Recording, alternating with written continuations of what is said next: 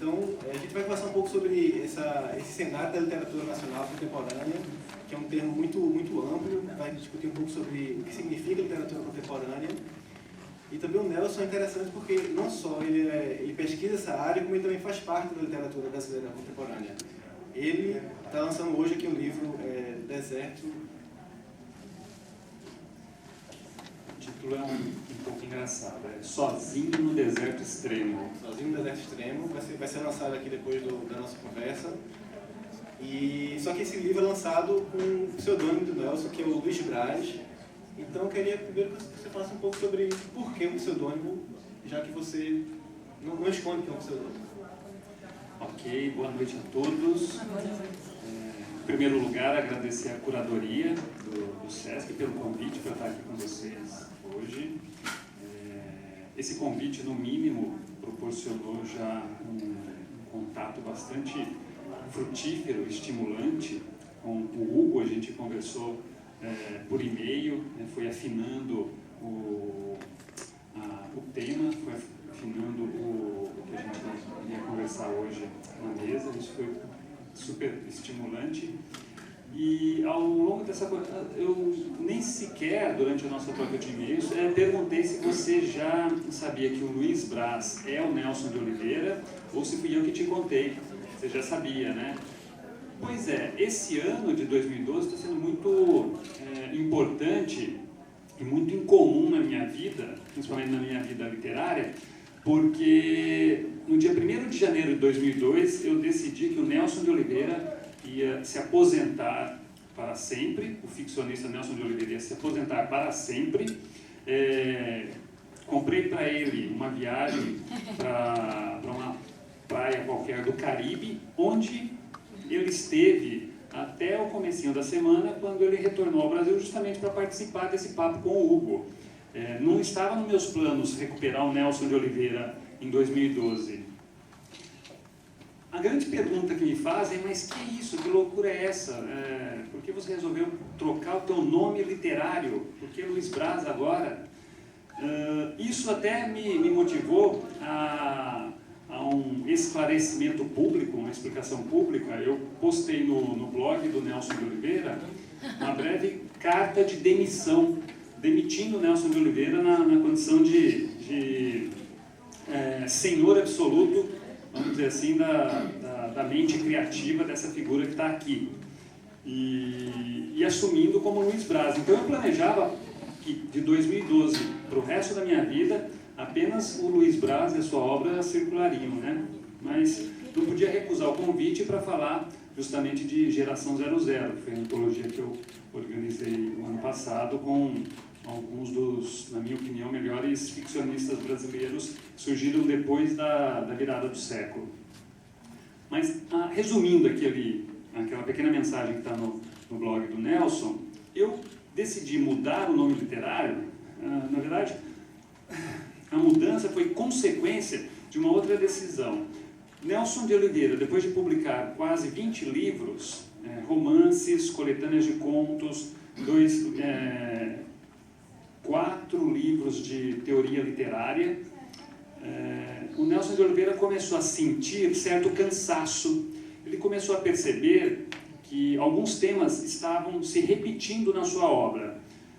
Ou seja, um conto no qual ele estava trabalhando em 2011 estava se parecendo muito com um conto que ele já havia escrito em 2005 ou 2006. Essa repetição, que é natural na vida de um escritor, basta vocês observarem a obra, por exemplo, do Rubem Fonseca, do Dalton Trevisan, de tantos outros escritores que estrearam na década de 60, que continuam publicando até hoje. Vocês vão perceber que os últimos livros se parecem muito com livros que eles publicaram 20, 30 anos atrás. No entanto, isso me incomodou. Eu fiquei um pouco angustiado com a possibilidade de continuar escrevendo livros muito parecidos com os que eu já tinha publicado. Então, Hugo, a decisão foi essa. Estava na hora de ou eu me aposentava de vez, né, ou eu parava de escrever, né, como fez, por exemplo, o Raduan Nassar, ou o Salinger e tantos outros autores que pararam de escrever e passaram o resto da vida administrando a obra já publicada. Ou, e e aí veio essa outra alternativa que eu achei muito mais interessante, eu me transformava num outro escritor. Foi o que aconteceu, eu mudei radicalmente a minha temática literária, eu mudei o meu estilo literário e me perguntei por que não mudar também o nome literário, afinal, nada deixaria mais clara a mudança do que uma mudança naquele pequeno logotipo que aparece na capa dos livros, né, o nome literário. Foi assim que aconteceu. Essa mudança não foi brusca, até então eu já assinava parte da minha produção como Luiz Braz, principalmente os livros para crianças e jovens, a literatura infanto-juvenil, eu já assinava como Luiz Braz, só o que estava faltando era apenas assumir toda a produção como Luiz Braz, incluindo a literatura para o público adulto. O livro que eu lanço hoje é o primeiro romance para o público adulto, assinado pelo Luiz Braz, e é o que vai dar início a essa nova fase da minha vida, que eu espero que seja para o resto da vida, né? Eu brinco, estou com 45 anos, eu brinco que os primeiros 45 minutos do primeiro tempo foram do Nelson de Oliveira e os últimos 45 agora vão ser do Luiz Braz. Nelson, além do Geração 00, que é o tema da mesa de hoje, você também organizou outras coletâneas de textos de escritores. Tem o Geração 90, Manuscritos de Computador, e Geração 90, Os Transgressores. Eu queria saber um pouco do teu interesse de mapear essa literatura nacional dos anos 90 e dos anos 2000. Qual é o teu interesse em fazer esse mapeamento, esse estudo? Comentava com você, antes da gente entrar, que achei genial o tema desse ciclo de debates geracionais aqui no Recife, porque nunca teve algo parecido em São Paulo, né? Nesses 10 anos em que eu me envolvi de fato com esse tema de geração literária, nunca aconteceu um ciclo de debates em São Paulo abordando o tema. É pena. Enfim, literatura brasileira é a minha grande paixão, né? Sempre foi. Desde que eu comecei a me dedicar, desde que eu me tornei um leitor de fato, né? Um leitor comprometido com literatura, já na adolescência, no final da adolescência. Eu leio os clássicos, eu gosto da literatura norte-americana, da francesa, principalmente da russa, muito, muito, muito, né? Mas o meu grande barato é a literatura brasileira. E aí me ocorreu o seguinte, que no finalzinho dos anos 90, ali por 98, 99, eu percebi que os nomes que circulavam nas rodas de leitores, nos debates, nos programas de televisão, na imprensa, eram sempre aqueles nomes um pouco manjados, com os quais a gente já convivia há muito tempo, né? Inácio de Loyola Brandão, e assim por diante, Roberto Drummond, Moacir Sclia, assim por diante. A sensação que eu tinha é que não havia nenhum nome importante na literatura que tivesse surgido nos próprios anos 90, que é a época em que eu estreiei. Eu estreiei em 97, né?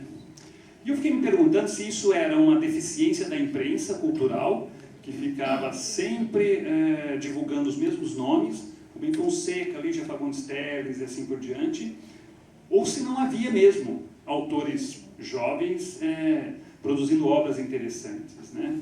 Então, as duas antologias da geração 90, a primeira se chama Manuscritos de Computador, porque nós, de fato, somos a primeira geração de escritores a escrever diretamente no computador, né? O computador pessoal, ele invadiu as casas brasileiras na década de 90. Nós somos também a primeira geração a trabalhar conectado na internet. Eu ficava me perguntando, mas será que não tem nada, nenhum autor de talento ignorante, porque eu tinha acabado de estrear? O pretexto para organizar as duas antologias, Manuscritos de Computador e Os Transgressores, foi, na verdade, ir atrás de autores bacanas, de autores que tivessem estreado na década de 90. E foi assim que eu conheci, por exemplo, o Marcelino Freire, né? Foi em torno do projeto dessa antologia que eu conheci, ele já morando em São Paulo, Marcelino publicou o seu primeiro livro, de fato, de contos, praticamente no mesmo período da geração 90, acho que um pouco antes, um pouco depois. Foi quando eu conheci o João Alexandre Barbosa também, que prefaciou o livro do Marcelino, e foi assim que eu fui conhecendo um número gigantesco de autores brasileiros do país todo, que havia publicado o seu primeiro livro na década de 90. E eu fiquei espantado, porque eu cheguei a encontrar, ou seja, em biblioteca, em sebos, e a receber de vários autores que me mandaram, mais de 300 livros. Era um número gigantesco. E eu passei durante um bom tempo lendo, avaliando essas obras, até chegar nessa pequena constelação, que eu chamo de constelação 90, de autores que me agradaram, né? E que eu coloquei nas antologias. Foi assim que o projeto surgiu. E como é que você disse que chegou a mais de 300 livros? Quais foram os seus critérios de escolha? Por que esses 20, 21? Eu me lembro que durante a seleção, a primeira peneirada é sempre a mais fácil. De 300, você facilmente reduz a 100. É muito fácil, porque você começa fazendo aqueles 3 montinhos, né, que é o céu, purgatório e inferno. O inferno vai crescendo absurdamente, o purgatório fica mais ou menos nessa altura e o céu, paraíso, pouco. Então, todos aqueles 200 livros do inferno foram logo descartados. O mais difícil é depois, é de 100 chegar a primeira antologia, creio que tem 17 autores, a segunda tem 16 ou vice-versa, mas o mais difícil é quando você tem 25 e tem que cortar para 20. Porque eles estão empatados, praticamente empatados, os 25 estão empatados. O que vai determinar a entrada ou a saída de um deles? É um critério, na meu ver, puramente emocional. Um vínculo afetivo com determinado conto, com determinada personagem, com talvez a biografia do autor. E eu me propus uma outra questão, que era fugir um pouco daquela centralização que é muito burra, que acontece em praticamente todas as antologias. Você vai perceber que tem mais autores de São Paulo e Rio de Janeiro do que de qualquer outro estado do Brasil, e tem muito mais autores da região sul e sudeste do que qualquer outra região do Brasil. Então, chegou um momento que o critério de desempate era o seguinte: eu tinha, sei lá, 10 autores de São Paulo. Eu falei, não vou pôr 10 autores de São Paulo, né? Eu baixava para 5, para poder ter espaço para os outros estados, para as outras regiões. Então, é sempre um jogo de xadrez em que, se você captura um peão aqui, você perde um bispo ali, ou vice-versa, e é óbvio que o organizador jamais sai satisfeito dessa empreitada, né? O organizador sempre fica com a sensação de que, será que eu fiz a escolha certa? Será que valia a pena ter colocado outro autor? Tanto que no final do prefácio de cada antologia, eu sempre coloco uma homenagem, uma citação, uma menção de alguns autores que não entraram. Não porque não têm talento, porque não escreveram obras interessantes, mas é que as conjunções não permitiram. Outro critério que eu me colocava na época, até para ter a certeza da permanência do autor, é que ele tivesse mais de 2 livros publicados. Porque também é muito chato você colocar numa antologia um autor que de repente vai desaparecer, nunca mais vai escrever nada, não quer publicar, vai fazer outra coisa na vida, né? Então foi um trabalho assim, um pouco sinuoso, um pouco líquido, de tentar agarrar com as mãos, de repente, uma nuvem de vapor. Você tenta, mas no final fica um pouquinho frustrado porque é impossível, né? Você teve contato com vários autores dos anos 90, dos anos 2000. Você percebe uma certa, talvez, característica que una esses autores nesses períodos diferentes, ou dentro de cada período, você percebe uma certa recorrência de estilo, talvez? Como as minhas antologias elas não são elas não reúnem autores por estilo, mas por geração temporal, ou seja, eu trabalhei, por exemplo, com os autores que estrearam na década de 90 e agora com os autores que estrearam na primeira década do século XXI. Eu não fiquei muito preocupado em procurar semelhanças estilísticas ou temáticas ou ideológicas entre os autores. Então, o que de fato aconteceu nas reuniões de contos, um cenário bastante multifacetado, multicolorido. São autores com estilos diferentes, com temáticas diferentes, até com idades diferentes, porque alguns autores estrearam tardiamente, né? Outros estrearam jovens, no final da adolescência quase.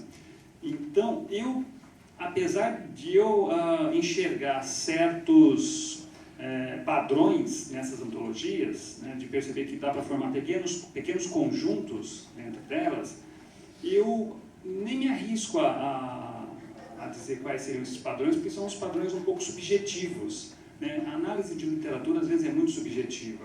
O mais importante, a meu ver, é que, e nisso eu acredito, que por mais que esses autores sejam muito diferentes, para os nossos olhos, porque eles são muito próximos de nós, com o passar das décadas, eu tenho certeza que para o leitor de 2030, de 2040, eles vão parecer cada vez mais semelhantes.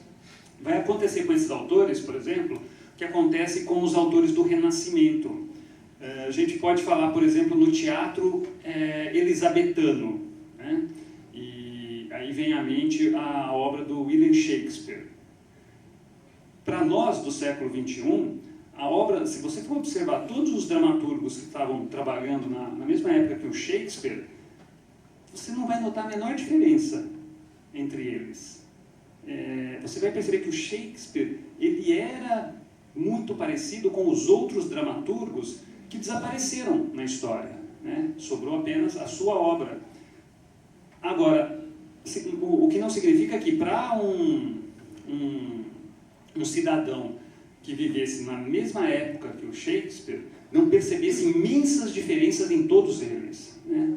Fulano de tal escreve contra os poderosos, fulano cicrano escreve a favor do povo ou contra o povo, monarquia.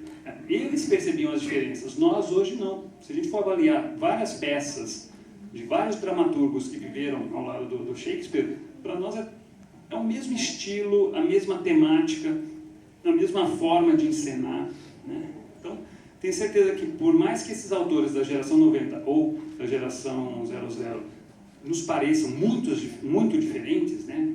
Os detalhes, Marcelino Freire, de repente com o Joca Rainer Terron, ou Marcelo Mirizola, Ivana Rodaletti, daqui a 30 ou 40 anos eles vão ficar muito parecidos. Quando vier a nova literatura, novas revoluções na linguagem, todos nós vamos ficar muito parecidos. Outro lançamento desse ano que teve uma reação muito parecida com a geração 00 foi o da Granta. A Granta é uma revista de origem inglesa que desde os anos 80, mais ou menos, revela grandes autores mundialmente conhecidos hoje, como Ian McEwan ou Jonathan Franzen. E esse ano foi o lançamento da primeira edição da Granta em português. E foi um lançamento que também foi muito marcado pela polêmica da seleção, a polêmica do porquê são esses escritores os selecionados, mas independente disso, é um lançamento que sinaliza um momento muito importante da literatura nacional, porque como a Granta é uma publicação de muito prestígio internacional, esses autores vão entrar no mercado já numa publicação muito reconhecida. Então, eu queria que você falasse um pouco sobre a importância desse momento na literatura nacional, dessa entrada no mercado estrangeiro de autores jovens, autores bons, brasileiros.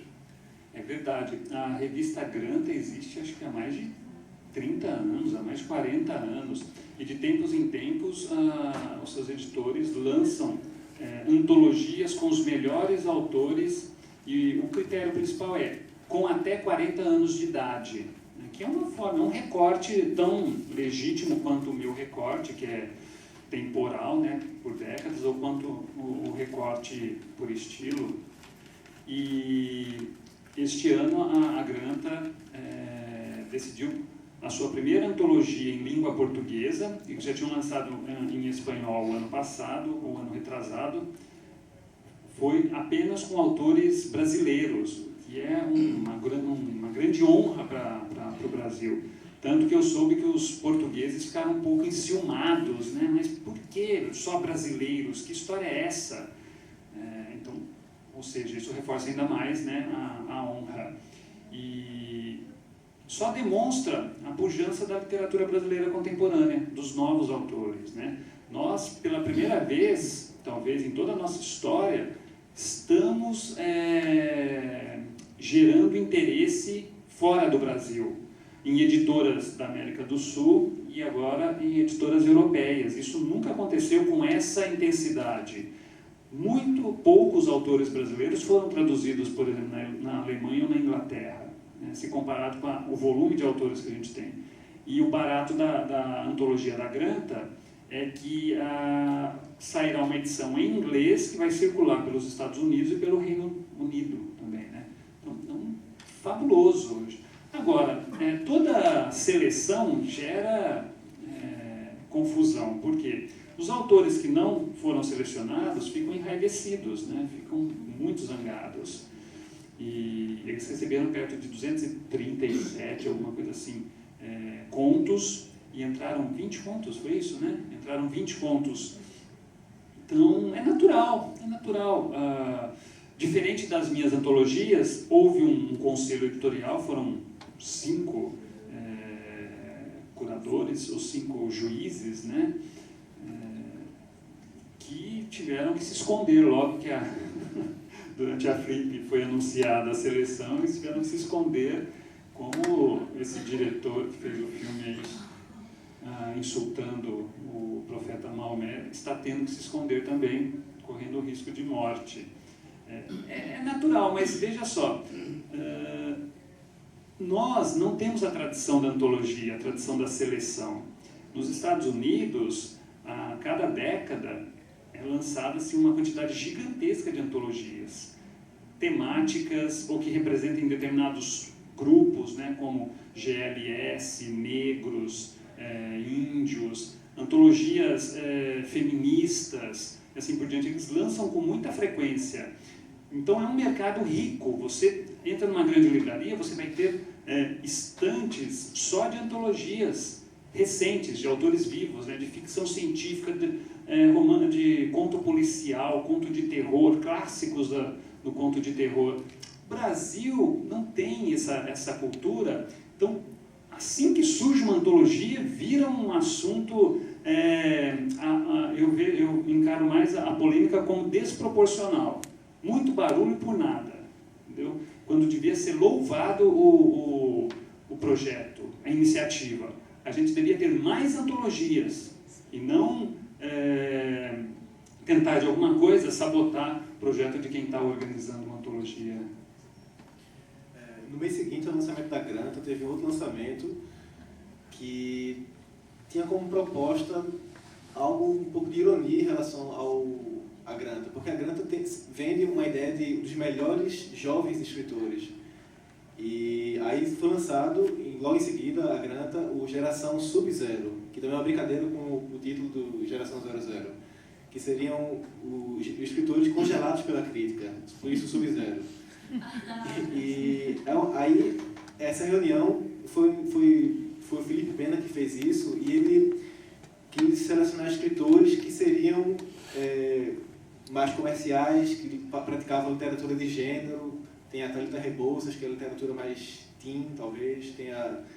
Também tem o Luiz Braz, que participou dessa seleção. Então eu queria que você falasse um pouco sobre essa proposta da Geração Sub-Zero, que é uma proposta, acho que inédita aqui no Brasil, uma proposta bem diferente. A Geração Sub-Zero surgiu justamente como uma forma de paródia à Geração 00. O Felipe Pena é um professor carioca, um romancista, e eu o conheço já há uns 3 ou 4 anos e achei a iniciativa genial. porque é uma resposta irreverente. Se você está desgostoso com alguma coisa, na minha opinião, existe a forma criativa e a forma destrutiva de se rebelar contra qualquer coisa, né? Instituições ou até uma antologia que é taxada de elitista, como a Granta. Se você está desgostoso, em vez de ficar xingando no Twitter, nas redes sociais, protestando, crie a sua própria antologia, lance a sua própria antologia contestando. E o Felipe fez isso, eu achei genial. Tem até um slogan, né? Geração Sub-Zero, congelados pela crítica, amados pelos leitores. Então, o que ele pegou?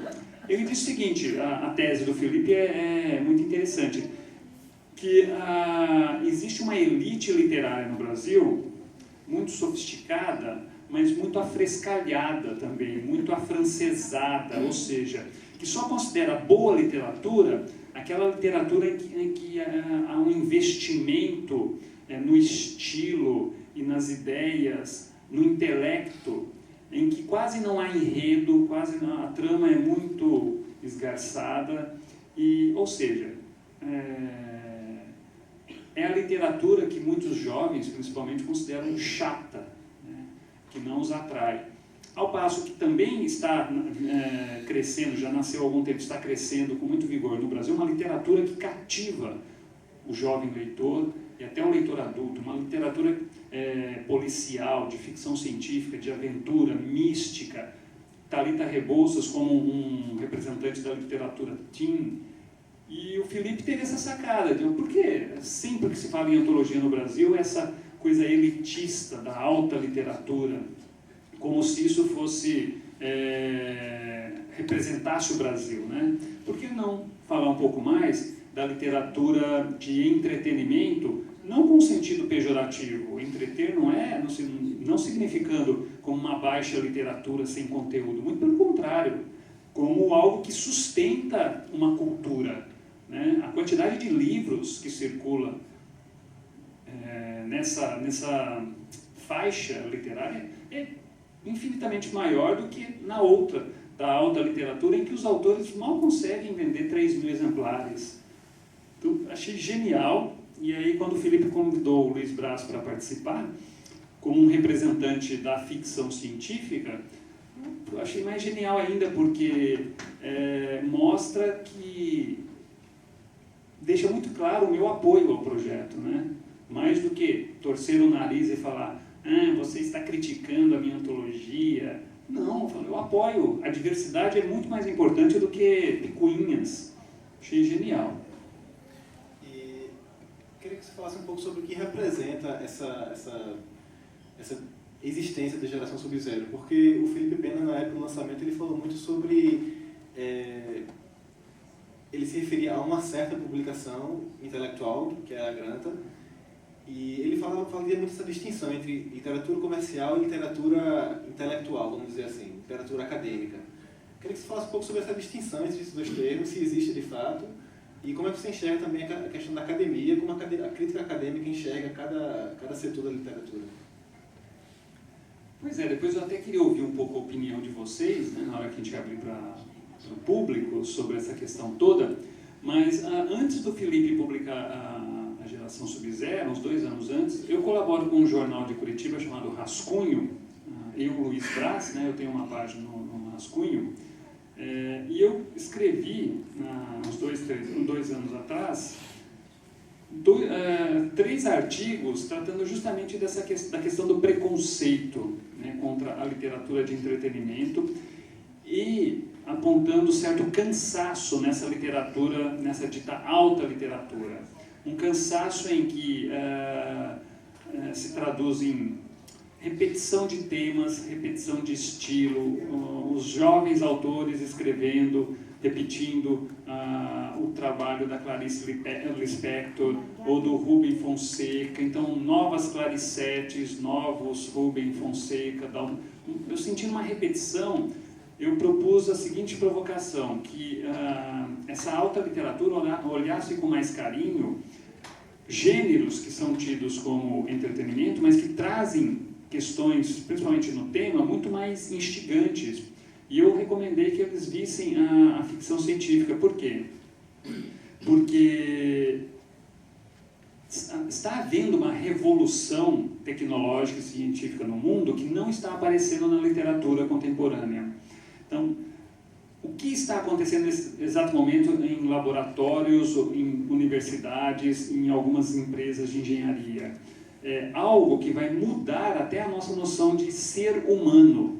Já se fala agora num pós-humano, num pós-humanismo, em que as pessoas daqui a 100 anos vão ser muito diferentes do que são hoje, por meio da tecnologia, por meio da engenharia genética, da pesquisa com nanotecnologia, com realidade virtual e assim por diante. Então eu provocava os autores a escrever um pouco sobre isso, porque do contrário, a sensação que a gente tem é que eles continuam escrevendo sobre o século XX, aquelas questões familiares, aquelas brigas conjugais, ou as questões sociais da periferia, da favela. É importante, mas não só isso, é importante ver também o que a revolução silenciosa que está acontecendo e que ninguém está percebendo. Então, essa foi a provocação que eu fiz no jornal Rascunho, e que logo depois apareceu. Eu percebo que, como resultado, gerou essa geração sub-zero, né? Eu tenho um doutorado em letras pela USP, mas atualmente eu estou afastado da academia porque eu não sinto que a academia seja interessada no contemporâneo. A academia está mais interessada no que já foi classificado como clássico, né? Então, a minha questão com a academia é essa, tirando raríssimas exceções em que há mestrandos e doutorandos trabalhando de fato autores vivos, poucos.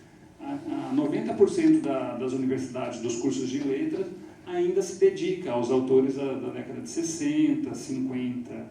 Então, a minha questão é toda essa. Eu sinto falta do contemporâneo na academia, na universidade. Eu queria convidar agora o Luiz Braz para responder a pergunta sobre o Sozinho no Deserto Extremo. E o livro trata da solidão, trata da questão filosófica do existencialismo. Eu queria que você falasse um pouco sobre esse livro, como é que foi esse processo de escrita de um tema tão árido assim na literatura. Como é que foi o seu processo? Como é que foi a ideia? Por mais que o tema do livro seja bastante, eu diria, filosófico, que trata da própria existência, o que é existir, né? O que é o mundo, o que é o universo, o que sou eu, é a questão, o que significa o sujeito diante da natureza. Por mais que essas questões apareçam no romance, o objetivo maior do romance é cativar o leitor, né? É levar o leitor para uma outra realidade, mas que seja um passeio prazeroso diante de uma realidade tão estranha, tão muitas vezes fantástica. Então, o enredo, ou pelo menos vou revelar o início é um romance, né? O início do romance é o seguinte: um fulano, um publicitário cinquentão chamado Davi, num belo domingo acorda e percebe que a mulher e os filhos pequenos não estão em casa, no apartamento, ele mora num apartamento. Ele telefona para a mulher, cai na caixa postal. Tudo bem, ele espera uns minutos, aí ele telefona para um amigo, cai na caixa postal. Ele começa a ligar até para os clientes da agência, caixa postal. Então ele nota que a cidade, se passa em São Paulo, a cidade está estranhamente silenciosa. Com o passar do tempo, navegando na internet e telefonando, ele descobre que a cidade está deserta, ele é a única pessoa em São Paulo, né? As pessoas no mundo, depois ele vai perceber, desapareceram. Então, 7 bilhões de pessoas desapareceram do mundo numa madrugada de domingo. Esse é o início do romance. O início do romance. O que foi que aconteceu e o principal, como é existir sozinho, sem ninguém. Até então, quando a gente fala em solidão, muitas pessoas sofrem de solidão, muitas pessoas têm depressão, uma série de doenças que provocam essa sensação de estar sozinho, mas é um estar sozinho na multidão, né? São pessoas, por exemplo, que quando circulam pela livraria ou por qualquer espaço público, elas se sentem sozinhas, porque nada as conecta às outras pessoas. Essa é a única solidão possível para a gente experimentar, não existe outra. A proposta do livro é tratar de uma solidão concreta, como é estar sozinho no mundo. Então o Davi passa a circular pela cidade em busca de outras pessoas, né? Porque ele começa a perceber que sem em quem se refletir, ou seja, sem outras pessoas com que conversar, com que discutir, odiar ou amar, a sua noção de subjetividade vai se fragmentando, ele quase como se ele fosse desaparecendo também. Ele já ao longo do romance ele vai perdendo a sua identidade. Eu não vou contar mais o que vem pela frente, mas ele vai ter Comprem o livro. Isso, comprem o livro. Eu não vou contar, mas ao longo do romance vai sofrer uma metamorfose, uma transformação, mais uma transubstanciação, né? Mas o objetivo maior é que o leitor se divirta lendo tanto quanto eu me diverti escrevendo. Eu escrevi durante 1 ano e meio e estava completamente apaixonado pelo tema e pelo personagem. E é o primeiro romance, a primeira narrativa em que eu me coloquei totalmente, no sentido de que as opiniões do personagem do Davi sobre todas as questões, né, que lhe aparecem são as minhas opiniões também. O Davi fala o que eu penso, ele pensa o que eu penso, ele fala, eu falo. Eu me senti muito próximo desse protagonista, né? Então, eu me diverti muito. E da metade em diante a narrativa vai tendo uma transformação um pouco mais para o fantástico, mas também tem elementos muito contemporâneos, como o cinema, os quadrinhos, etc. Esse enredo parece exemplificar o que tu estava falando antes sobre a literatura de gênero não ser só um entretenimento, mas também uma porta para você possibilitar reflexões maiores, reflexões filosóficas, como você está falando também. Exatamente, porque eu percebi que nessa contenda entre eu brinco que são duas elites, né? A gente tem a elite da academia, da alta literatura, que não respeita a outra elite, que é a do entretenimento, né? E vice-versa, a elite do entretenimento não respeita a alta academia. O que eu tentei foi ficar num território fronteiriço entre um e outro, pegar o melhor dos dois mundos, trabalhar com ideias, com questões filosóficas e até com questões científicas, da física, etc., que é próprio mais de um público intelectualizado, mas não abrir mão do enredo, não abrir mão de contar uma história interessante, que é o que às vezes eu sinto falta na literatura dos novos autores. Eles têm um personagem interessante, um personagem profundo, angustiado, mas esse personagem, de repente o romance tem 230 páginas e o personagem não sai do apartamento. Então é o romance todo, o personagem pegando uma foto, indo ali, abre a geladeira, vai para o passado. Isso me angustia, Hugo. Meu Deus, conte uma história, pelo amor de Deus, qualquer coisa. É o que a gente perdeu nos últimos 30 ou 40 anos. As pessoas têm preconceito contra a história, um enredo interessante. Por isso que as séries norte-americanas, as séries da televisão, cativam tanta gente, porque eles têm histórias muito interessantes. Né? Uma série como House, né, que acabou recentemente, Dr. House, uma série como CSI, 24 Horas, tem umas histórias fabulosas. Né? A literatura não quer mais contar histórias, quer que você sinta a introspecção do personagem. Sabe, mas a Clarice já fez isso muito bem na década de 60, vamos avançar. Então, o que eu tentei, aí eu não sei se eu consegui, mas foi uma tentativa de trabalhar na fronteira.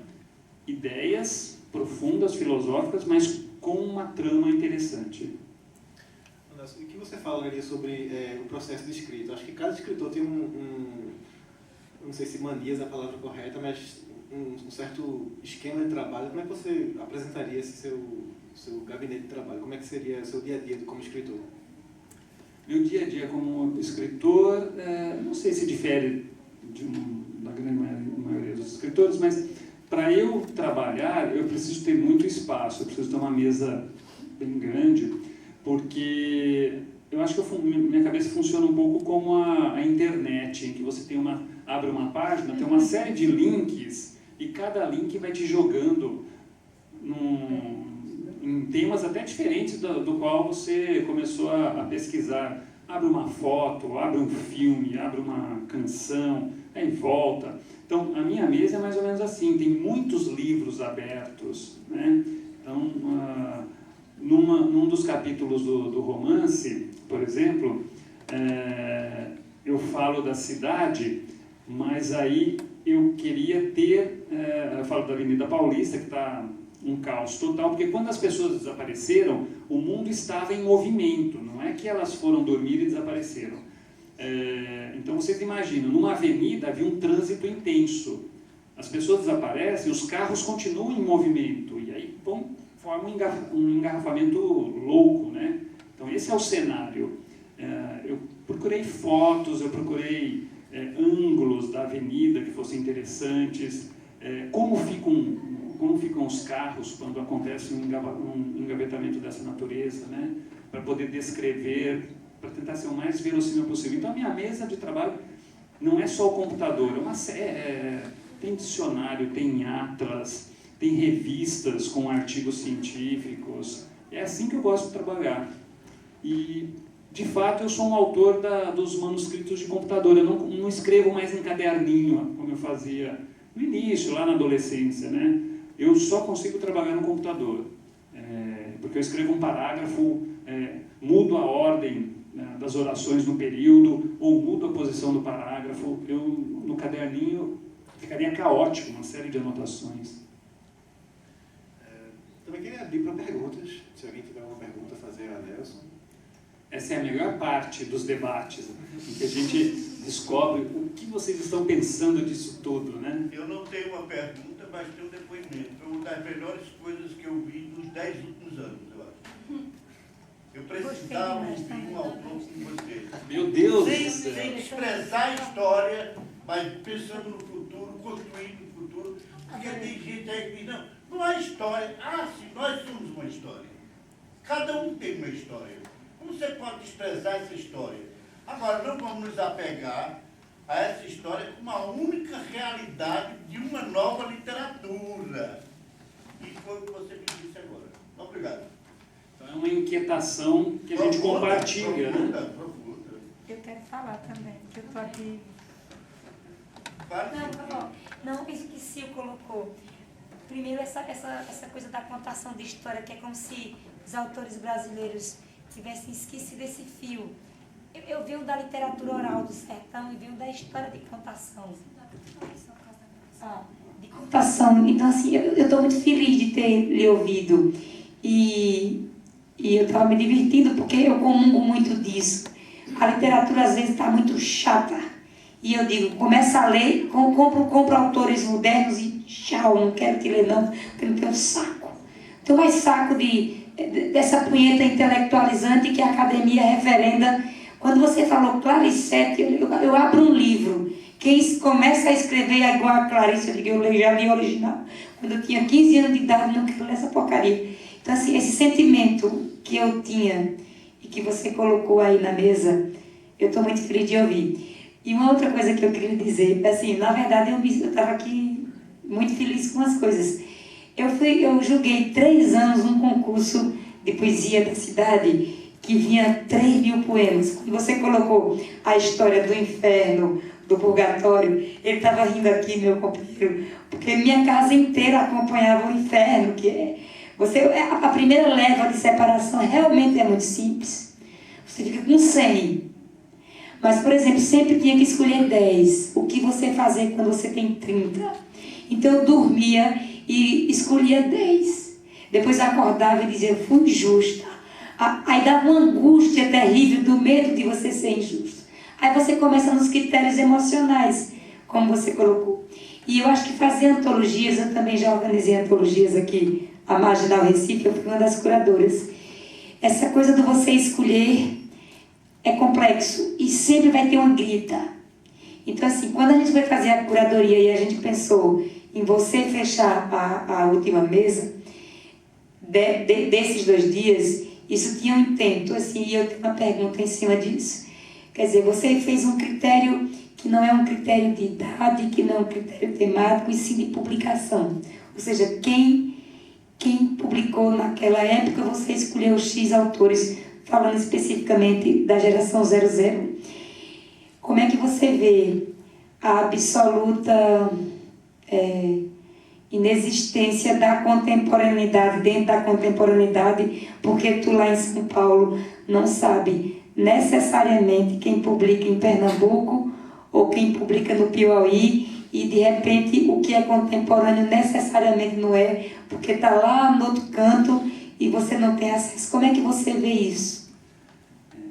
Primeiro, eu fico feliz de ver que eu compartilho do pensamento de vocês com relação ao enredo, né, a importância do enredo num conto, num romance contemporâneo, diferente do preconceito que há ainda entre um monte de autores que entendem que literatura é forma, é estilo, e não conteúdo, não enredo. Né? Isso, para mim, está completamente ultrapassado. Literatura é você contar uma grande história num estilo interessante, puxando, assim, Grande Sertão Veredas. É um romance de um estilo ímpar, não existe outro Guimarães Rosa, e uma história fascinante. Meu Deus!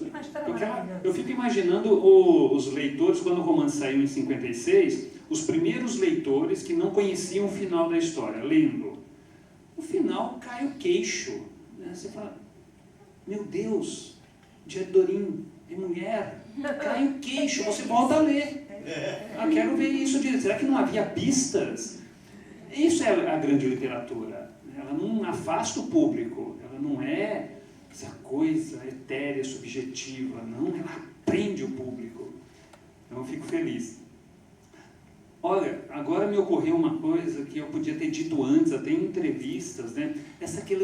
A questão, de onde você fala é uma referência cultural e é até uma referência de preconceitos. Então, o fato de eu, estando em São Paulo, organizar uma antologia cuja pretensão era reunir os melhores ficcionistas do Brasil, não afasta essa noção bastante clara de que eu tenho uma identidade paulista, com todos os preconceitos que isso atrai. Então, me ocorreu agora que se alguém da região norte, por exemplo, ou daqui do Nordeste, organizasse uma antologia com os melhores ficcionistas, com outro olhar, né, com um olhar mais apropriado para essa região, ou para essas regiões norte e nordeste, seria uma antologia muito diferente da minha,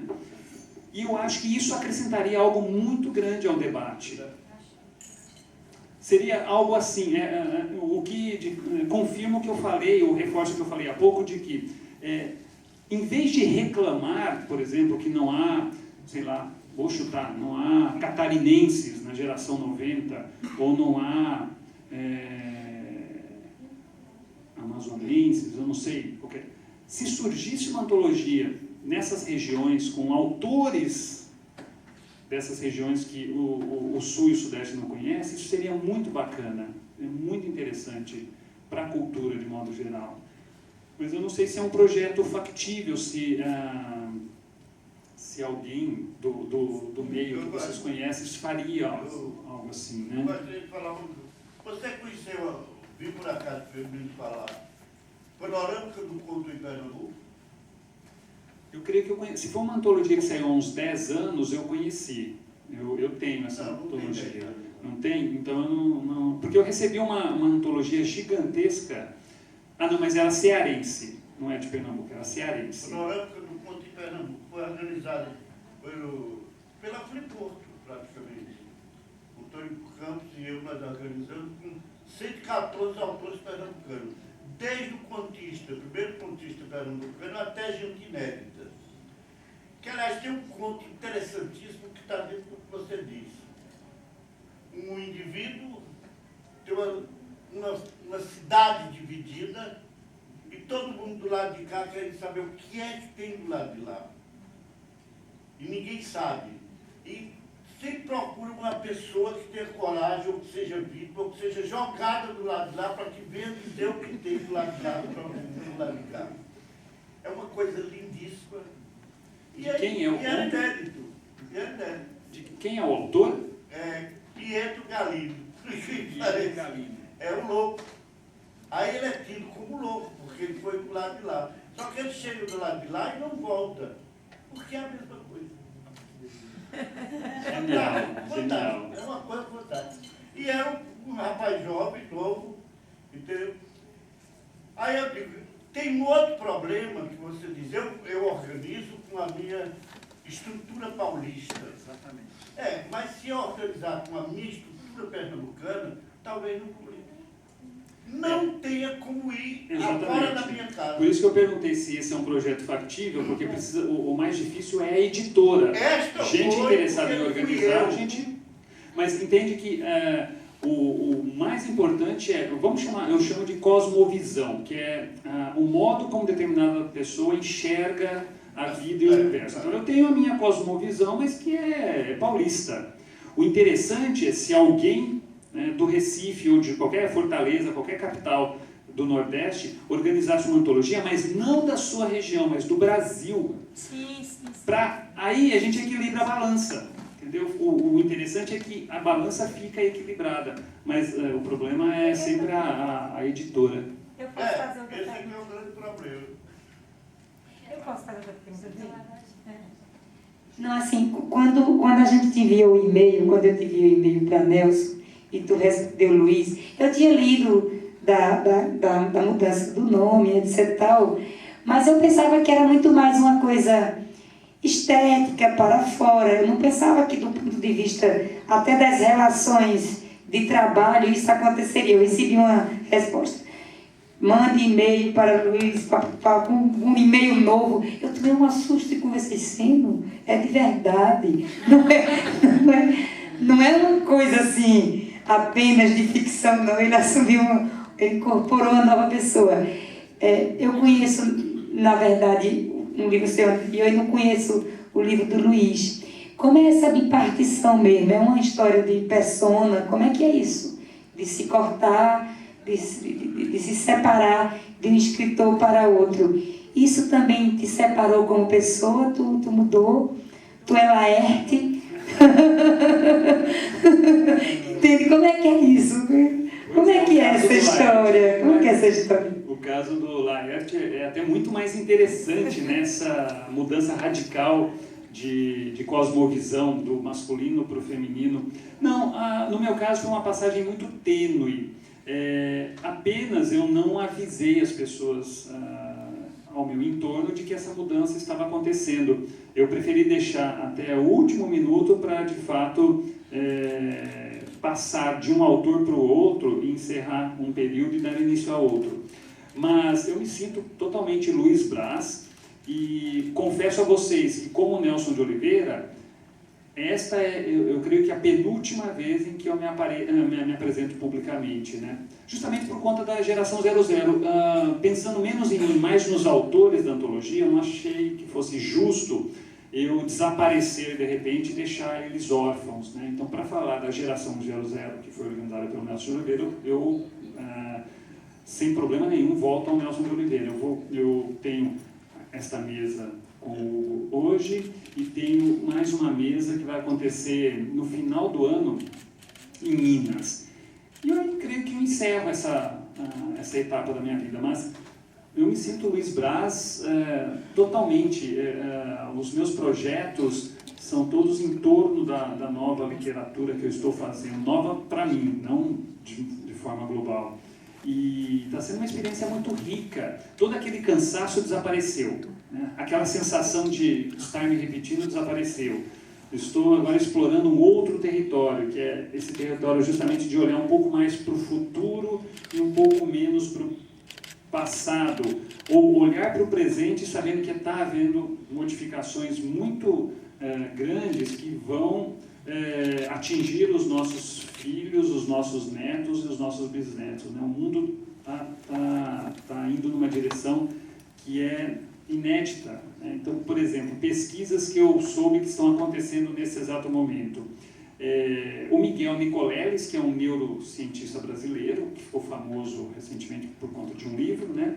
Ele está fazendo pesquisas com próteses neurológicas. São próteses que são adaptadas no cérebro e que potencializam muitas coisas, né? Potencializam a inteligência, potencializam a coordenação motora. Então, a pesquisa do Miguel Nicoleles no primeiro momento, usar essas próteses para fazer tetraplégicos voltar a andar, né, por conta desses mecanismos. Então, é uma série de pesquisas envolvendo próteses neurológicas, órgãos artificiais, né, já está se cultivando em laboratório rins, e no futuro o objetivo é cultivar até coração a partir de células tronco, para quando alguém tiver um sério problema de saúde e precisar de um coração, de um rim, de um fígado, tudo isso você não vai extrair de outra pessoa. Vai ser como você vai receber uma receita médica, apresentar no laboratório e vai produzir aquele órgão para você. Então isso já está acontecendo, não é futuro. Só que não chegou ainda na comunidade, por enquanto acontece só nos laboratórios, nas pesquisas. O carro sem motorista. A Google já está testando um carro que é dirigido por GPS, não tem motorista. Então, num momento, dentro de 30 ou 40 anos, as nossas avenidas vão estar preenchidas de carros sem motoristas, guiados por GPS, que não vão cometer nenhum tipo de acidente, porque o carro não vai dirigir alcoolizado, né? O carro é comandado por um radar, então ele vai ultrapassar como um robô faria. Então, tudo isso está sendo testado nesse exato momento para ser entregue ao público daqui a 20 ou 30 anos. Esse novo mundo que precisa aparecer na literatura, é com isso que eu quero trabalhar agora. O Luiz Braz está trabalhando com essas possibilidades que vão, de fato, tecnológicas, né, que vão mudar o ser humano. Porque, pela primeira vez na história da humanidade, nós não estamos, as nossas ferramentas não são externas mais, elas são internas. Então, são órgãos artificiais, são próteses. Cegos já estão voltando a ver, porque é implantado na retina um microchip, como um scanner, né? Um microchip escaneia e conectado diretamente com o nervo óptico e leva a imagem para o cérebro. É como uma lente, uma câmera no lugar do olho. Então, cegos já estão voltando a enxergar com esses mecanismos. O que mais? Uma série de pesquisas. Tem o lado perverso. Está havendo também pesquisa com genomas, por exemplo, de vírus. Trabalhos com genoma que pode dar início a uma guerra bacteriológica. Imagina se um determinado estado totalitário consegue fazer uma mutação no genoma do HIV, juntando o código genético do vírus da gripe com o código genético do HIV. O HIV não é transmissível pelo ar, mas a gripe sim. Então imagina se uma potência totalitária dissemina uma arma dessas, um HIV que você pega pelo ar. Então, tem um lado, tudo isso são questões muito importantes e eu sinto falta da literatura lidando com essas questões. Mais alguém quer perguntar? Vocês podem vir para cá ou falar mais alto? Pronto. A gente vai encerrar aqui por conta do horário nessas 3 falas, tá? Nelson, a questão é da responsabilidade de quem faz ontologia, né? Acho que você, Marcelino, o cara que viajou o Brasil todo, conhece um pouco do mapa, desse mapa literário do país, né?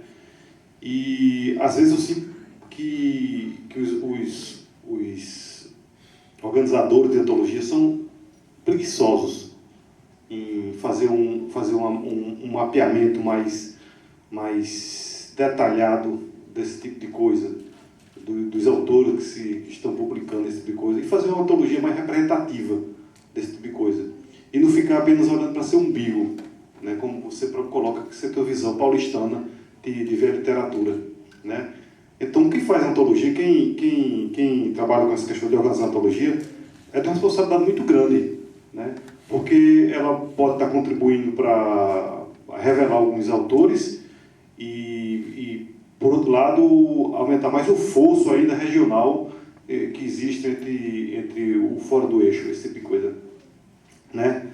Então, essa sua proposta de talvez, quando você fazer uma próxima antologia, escolher curadores de outras regiões para que eles façam também um olhar dele, do Brasil, e fazer não só uma antologia de Nelson, mas de Nelson e de Cida e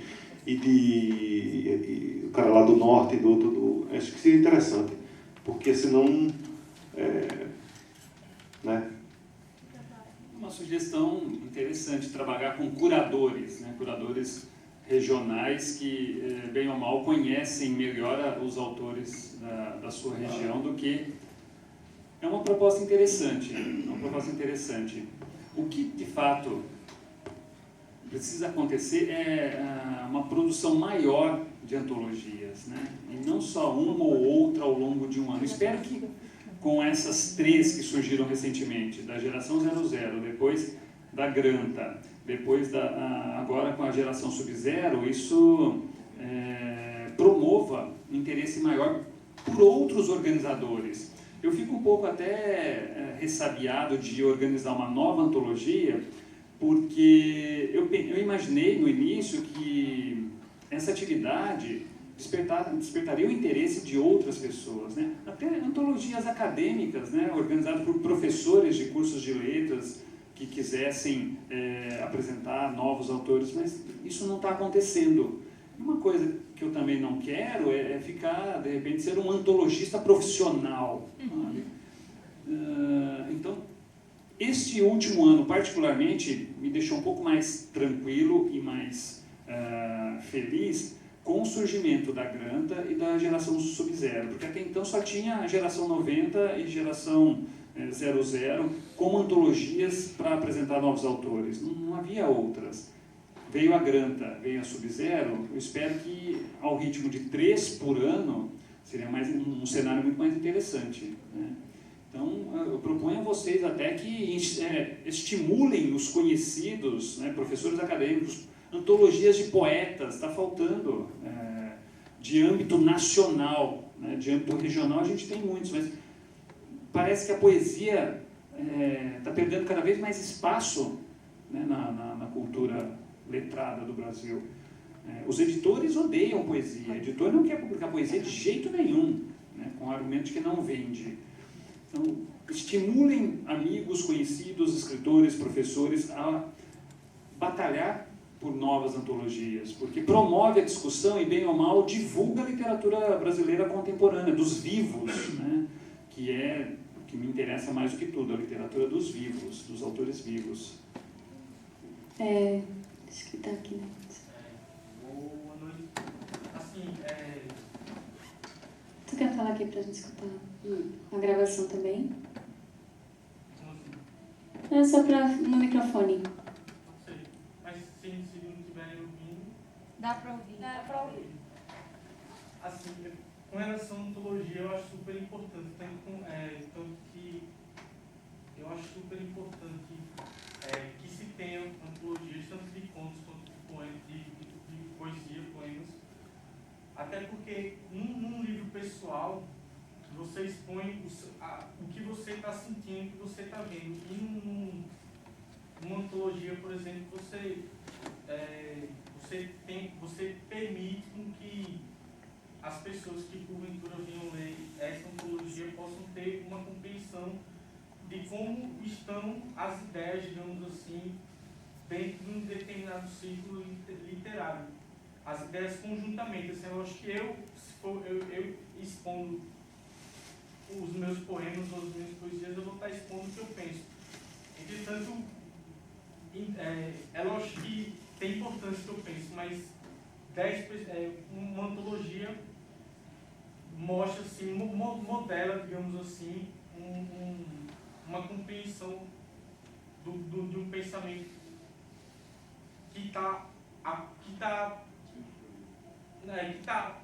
ocorrendo, assim, de um determinado grupo. Eu acho isso importante para as pessoas terem uma compreensão do que ocorre.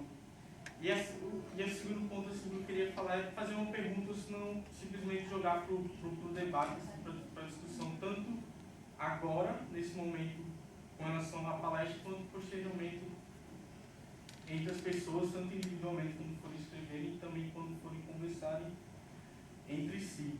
Assim, eu sinto que na literatura, principalmente de agora, as pessoas, está se tendo como se fosse uma ressurreição de Deus, digamos assim. Não mais um Deus assim que assusta, digamos assim, mas um Deus compreensivo, talvez, com as pessoas que precisam de uma compreensão, de um apego, de um afeto. Não um Deus assim, como Leonardo da Vinci pintou, por exemplo, que talvez naquela época tenha sido importante, mas um Deus que talvez apareça, mande, por exemplo, um anjo seu aparecer em um parque, na jaqueira, por exemplo, ou se não um Deus que faz uma estrela passar assim. E eu sinto isso, assim, que no inconsciente coletivo, eu não quero nem utilizar um termo muito psicanalítico, assim, que no inconsciente coletivo todo mundo está sentindo isso, assim. Aí eu sinto isso ocorrer bastante, assim, essa nova forma de ver Deus, assim, porque no começo do século, no final do século XIX e no começo do século XX, com Darwin, Freud, Marx, com a Revolução Socialista, com a ascensão do nacional-socialismo, digamos assim, na Alemanha, Deus, digamos assim, foi meio que escanteado, assim. Tanto que Nietzsche chegou, quando percebeu que isso estava ocorrendo, chegou e falou: Deus está morto, nós assassinamos Deus, digamos assim. É como se ele estivesse falando as nossas condutas, o caminho que a filosofia, que a arte, que a ciência está tomando, por a gente estar fazendo isso, a gente está matando Deus dessa forma. E eu não sei, assim, é a minha opinião, mas eu penso que a obra de Nietzsche toda, assim, ele fala isso, que Deus está morto, mas é como se a obra dele, no total, fosse um pedido para que quem porventura o lesse, ou quem porventura o compreendesse, ressuscitasse Deus em si, não um Deus assim que seu, por exemplo, não um Deus vingativo, não um Deus punitivo, mas um Deus também punitivo, mas um Deus, muito mais um Deus professor, digamos assim, um Deus compreensivo, um deusa que não é nem masculino nem feminino, assim. E por isso que eu falei, perdão, eu falar com essa intensidade de voz, por isso que eu falei assim, com relação à ascensão dos pensamentos deveras, digamos assim, materialistas, como Marx, Freud as consequências, assim. A gente começou as pessoas que precisavam de Deus, digamos assim, começaram a se perguntar mais sobre isso, assim. Está virando uma palestra, né? Gente, eu queria só pedir para ser mais sintético, fazer uma síntese. Eu queria pensar assim, como é que você vê isso? Que ao mesmo tempo que a gente vive na virada do segundo milênio da era cristã, romana cristã, digamos assim, as pessoas, lógico que a evolução material está sendo super valorizada, assim, mas também há uma corrente da literatura, digamos assim, que está tentando mostrar, talvez, tanto internacional quanto regional, está tentando mostrar Deus nas relações humanas, assim, humanizar Deus sem como é que eu posso dizer, Eu entendi. sem O que você quer dizer? banalizar. Não, eu entendi o que você quer dizer. Achei até interessante você trazer essa questão para o debate, porque uma das inquietações, uma das minhas inquietações que eu acabei transferindo para o Davi, o protagonista do romance, é óbvio, quando 7 bilhões de pessoas desaparecem, você está sozinho no mundo, que a questão da existência acaba encontrando a questão de Deus. E isso acaba levando o Davi a essa reflexão. Apesar de eu me considerar ateu, eu acredito piamente na força da literatura, na força da arte da literatura, no mundo contemporâneo, como uma força do sagrado. Literatura e arte, para mim, hoje, são manifestações do sagrado de alguma maneira. Eu não chego a falar em Deus, até para evitar todo esse estereótipo que já foi divulgado por séculos e séculos, né? E a gente tem hoje tantos deuses estereotipados no Oriente, no Ocidente, mas que a literatura... Por isso que eu não sou um cientista, eu sou um escritor. Apesar de me interessar hoje pelas questões da ciência, mas eu não abro mão da minha posição de poeta, de escritor. Porque o escritor, sim, ele tem condições de ver o que a ciência e a tecnologia podem proporcionar de bom e de ruim. E trabalhar essas possibilidades, e o que eu percebo é que ao trabalhar essas possibilidades que a ciência propõe, mas ao trabalhar isso literariamente, de certa maneira eu toco essa noção, né, às vezes do sobrenatural, mas às vezes do fantástico, mas também do religioso. E eu estou convencido das 3 formas de conhecimento do mundo, as 3 formas tradicionais que o ser humano tem para conhecer o mundo, que são a religião, a ciência e a arte. Eu estou muito convencido de que a arte hoje é a mais importante.